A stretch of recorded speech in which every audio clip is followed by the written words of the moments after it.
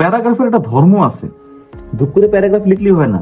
প্যারাগ্রাফের ধর্ম হচ্ছে, প্যারাগ্রাফে 3 ধরনের সেন্টেন্স আসে। একটা হচ্ছে টপিক সেন্টেন্স, যে সেন্টেন্সটা এই প্যারাগ্রাফে বেসিকলি কি নিয়ে কথা, এটা কি এডুকেশন নিয়ে কথা, এটা কি কনস্ট্রাকশন নিয়ে কথা, এটা কি ফান্ডিং নিয়ে কথা, এটা কি ট্যুরিজম নিয়ে কথা, এই ধরনের একটা কথার ভাইব দিবে বা লিখবে, এটাকে বলে টপিক সেন্টেন্স।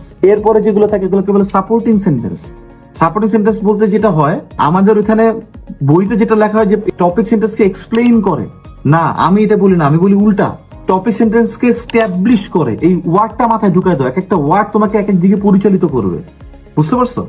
এক্সপ্লেইন করলে তোমার মাথায় অনেক কিছু রিজনিং, বাট তুমি যখন স্ট্যাবলিশ করবা তখন কিন্তু তুমি তুমি যে ফর্ম গুলো আনবা তখন রিজনিং হতে পারে, অ্যাডভান্টেজ ডিসঅ্যাডভান্টেজ, এইটা ওইটা, whatever you want to say in the topic sentence, you want to establish that now. You might bring examples, you might bring the reasonings, the importance, whatever you want to bring, you can incorporate them inside.